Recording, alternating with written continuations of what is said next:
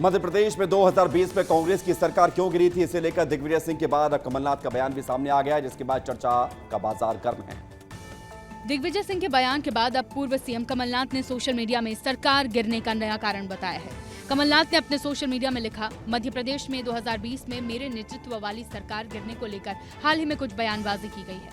मैं सिर्फ इतना कहना चाहता हूं कि पुरानी बातें उखाड़ने से कोई फायदा नहीं, लेकिन ये सच है कि व्यक्तिगत महत्वाकांक्षा के अलावा ज्योतिरादित्य सिंधिया को ये लगता था कि सरकार दिग्विजय सिंह चला रहे हैं। इसी नाराजगी में उन्होंने कांग्रेस के विधायकों को तोड़ा और हमारी सरकार गिराई।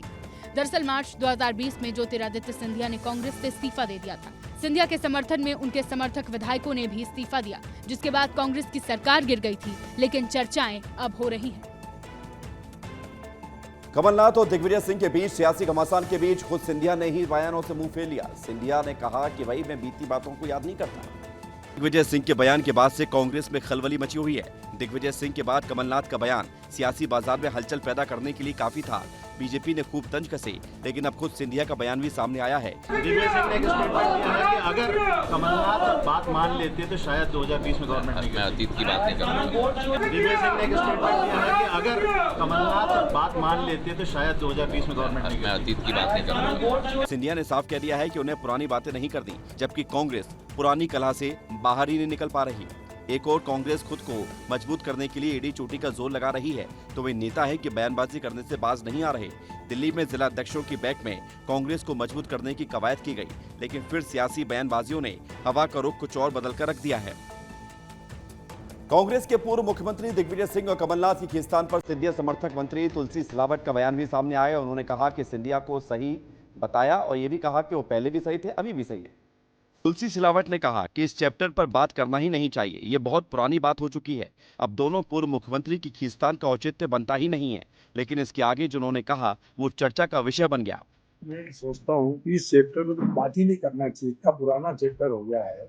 कल दोनों पूर्व मुख्यमंत्री की खींचतान का कोई औचित्य बसता नहीं है, पर ये खुद मान रहे हैं कहीं ना कहीं इनसे चूक हुई कि देश के केंद्रीय मंत्री ज्योतिरादित्य सिंधिया जी कि उस समय उनका बड़ा योगदान था सरकार बनाने में कांग्रेस की, और आज ये दोनों मान रहे हैं इसके कहने से उसके कहने से, मतलब ये तो सामने आ गया जनता के सामने कि कहीं ना कहीं त्रुटि इनकी थी।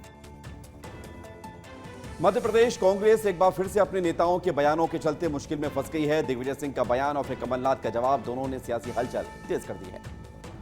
दिग्विजय ने कहा था कि कमलनाथ और ज्योतिरादित्य सिंधिया के बीच की आपसी लड़ाई के कारण सरकार गिर गई, और अगर कमलनाथ सिंधिया की बात मान लेते तो सरकार नहीं गिरती। इस पर कमलनाथ ने ट्वीट कर अपनी बात रखी, लेकिन इससे कांग्रेस की स्थिति और खराब हो गई।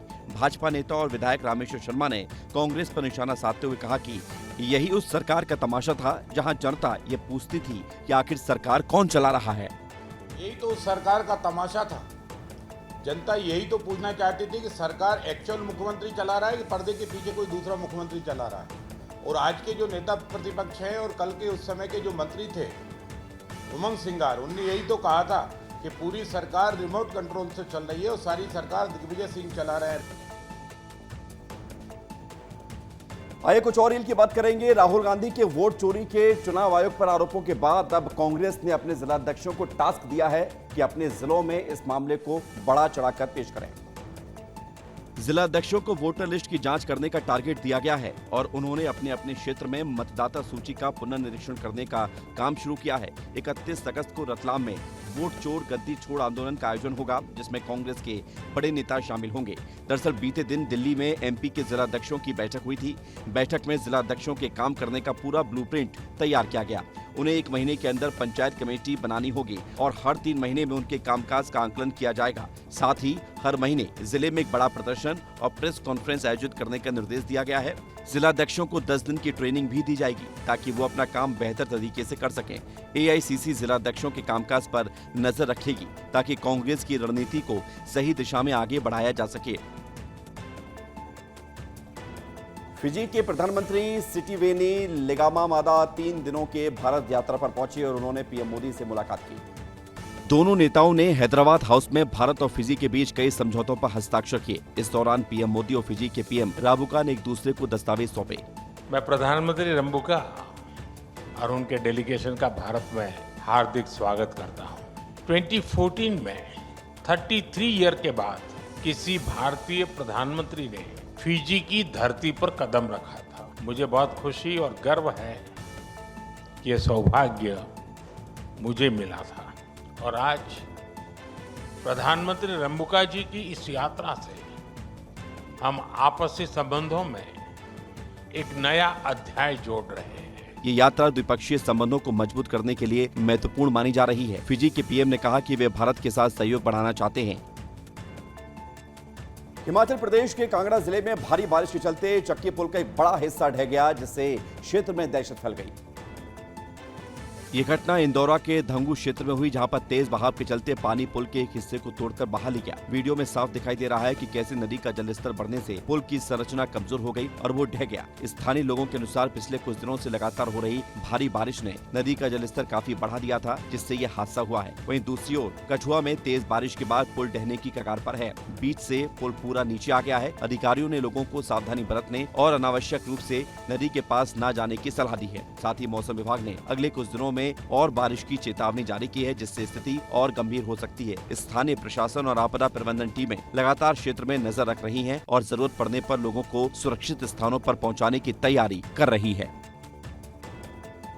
उधर हिमाचल प्रदेश में लगातार हो रही भारी बारिश के चलते जगह जगह भूस्खलन की घटनाएं सामने आ रही हैं। हाल ही में जुलाहा कड़ी के पास एक ऐसी घटना में बाइक सवार बाल बाल बच गया।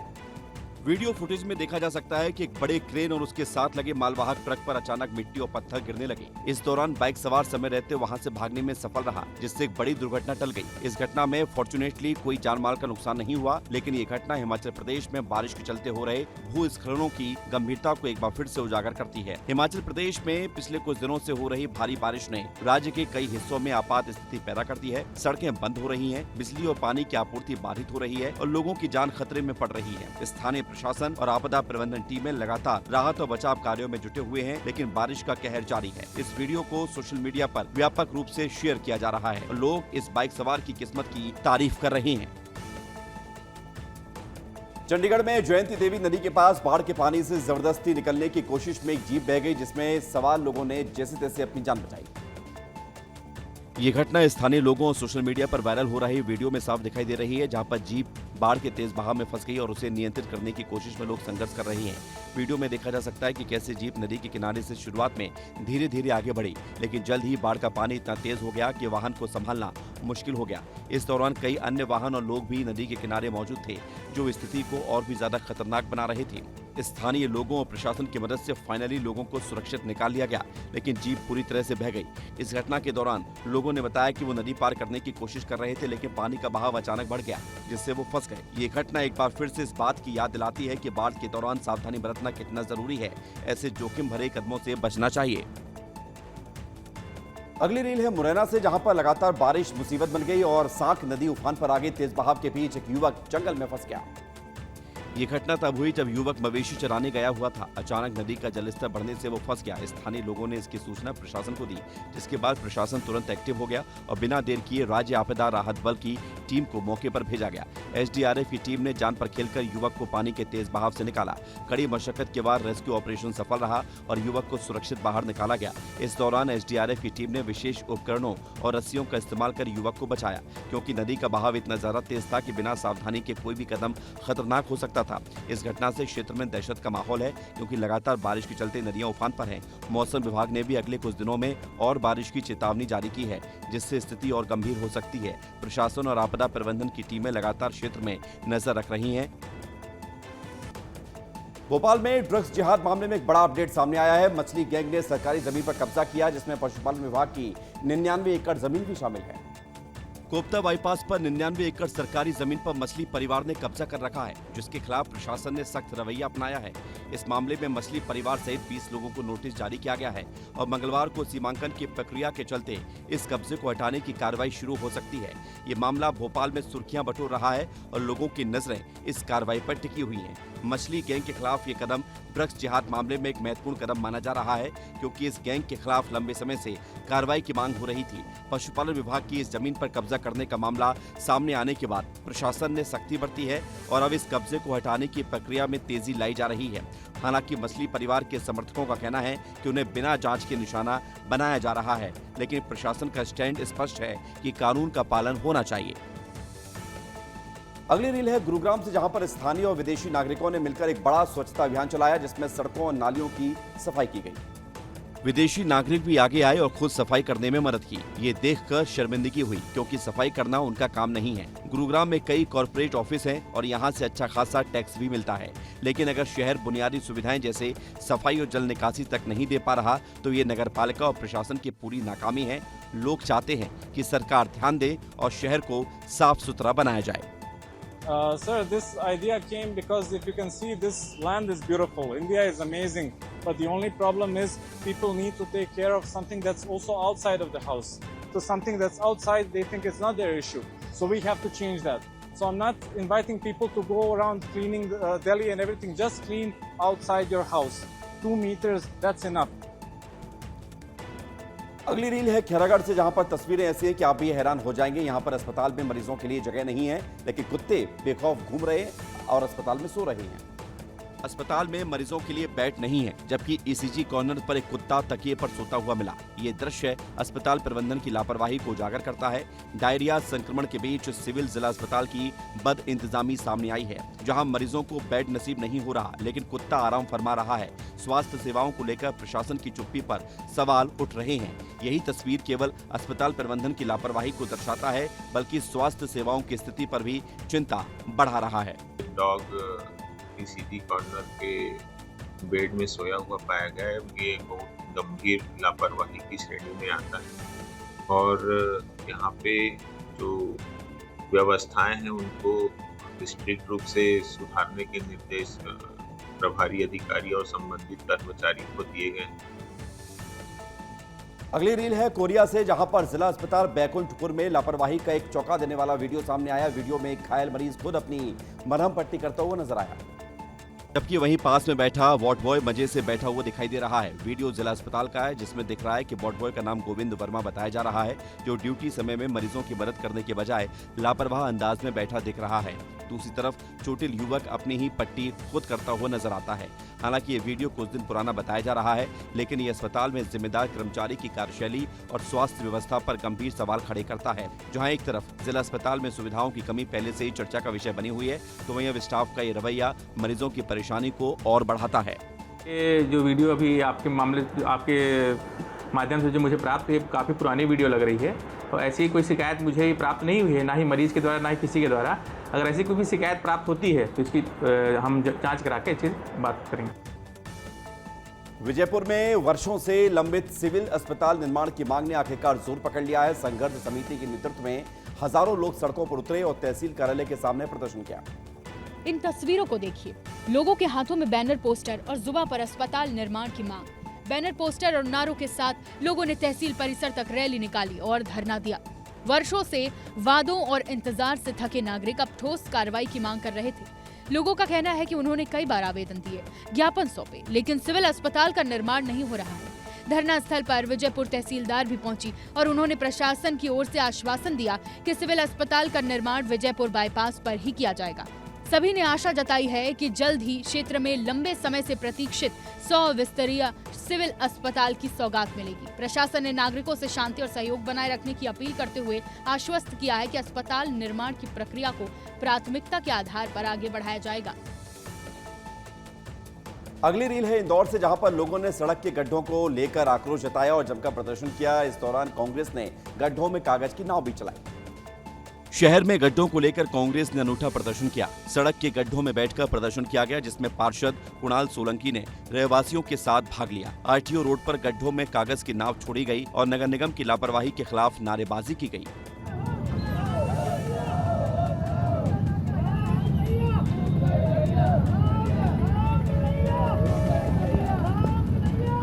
कांग्रेस ने भाजपा के नगर निगम परिषद और जिम्मेदार अधिकारियों पर आरोप लगाए कि उनकी लापरवाही के चलते सड़कें गड्ढों में भर गई, जिससे लोगों को परेशानी हो रही है। इस प्रदर्शन से कांग्रेस ने नगर निगम पर दबाव बनाने की कोशिश की है ताकि सड़कों की मरम्मत जल्द से जल्द हो सके। लोगों का कहना है कि गड्ढों की वजह से दुर्घटनाओं का खतरा बढ़ रहा है और प्रशासन को तुरंत कार्रवाई करनी चाहिए। गेमिंग बिल पास होने के बाद ड्रीम 11 ने बीसीसीआई से डील खत्म करने का फैसला कर लिया है। ड्रीम 11 ने बीसीसीआई को यह सूचित कर दिया है कि वो भारतीय क्रिकेट टीम को अब स्पॉन्सर नहीं करेगी।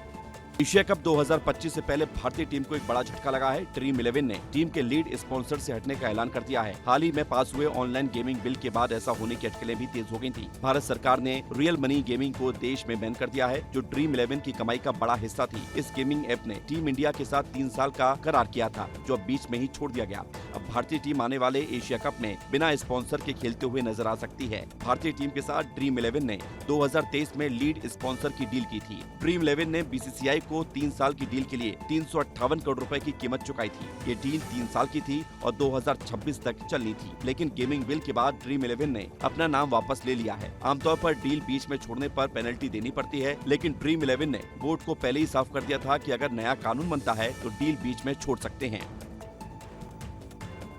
ग्रुप कैप्टन शुभांशु शुक्ला अपने घर लखनऊ पहुंचे, जहां उनका जोरदार स्वागत हुआ। इस अवसर पर डिप्टी सीएम विजेश पाठक ने एयरपोर्ट पर उनका जोरदार स्वागत किया और सम्मानित किया। शहर के प्रमुख चौराहों पर भी शुभांशु का भव्य स्वागत किया गया, जहां लोगों ने फूलों की वर्षा कर और तिरंगा लहराकर उनका अभिनंदन किया।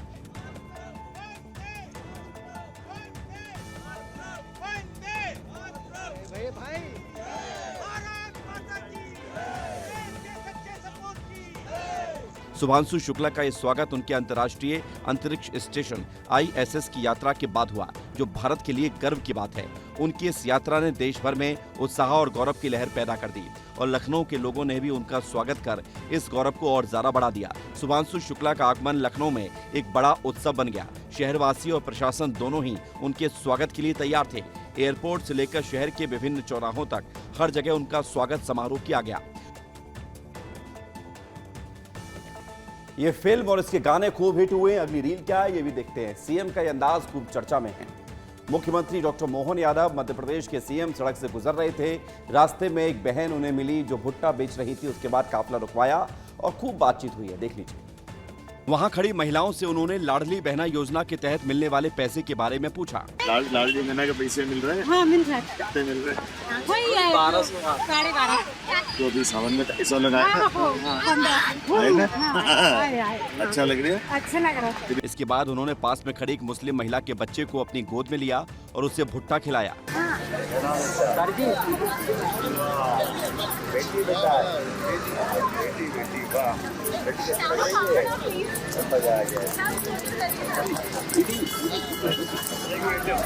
ऐसा करना उनके मानवीय पक्ष को दर्शाता है, जो एक असली नेता में होना बहुत जरूरी होता है। डॉक्टर मोहन यादव जनता से ग्राउंड जीरो पर जाकर जुड़ते हैं, जिससे उनकी लोकप्रियता और बढ़ती है। अगली रील है सूरजपुर से, जहां पर लोग परेशान हैं। एक तरफ बारिश है, दूसरी तरफ हाथियों का आतंक है। हाथियों की मौजूदगी से दहशत का माहौल है। दहशत इतनी है कि गांव में आवागमन को बंद कर दिया गया है, क्योंकि सड़क किनारे सटे जंगल में हाथी देखे गए हैं। वन विभाग आसपास के गांव में मुनादी कर लोगों को सचेत कर रहा है। लोगों में डर का माहौल है, क्योंकि एक और बारिश की आफत है, तो दूसरी ओर हाथियों की आमद ने ग्रामीणों को परेशान कर दिया है। हाथियों के भय से रास्ता बंद कर दिया गया है और वन विभाग और ग्रामीणों ने दुर्घटना की आशंका को देखते हुए 2 गांवों में आवागमन भी बंद कर दिया है। सड़क किनारे सटे जंगल में हाथियों की मौजूदगी को देखते हुए ये फैसला लिया गया है। टुकुडांड मस्का मार्ग को बंद कर दिया गया है और वन विभाग लोगों को सचेत करने के लिए मुनादी कर रहा है। ये मामला प्रतापपुर वन परिक्षेत्र का है।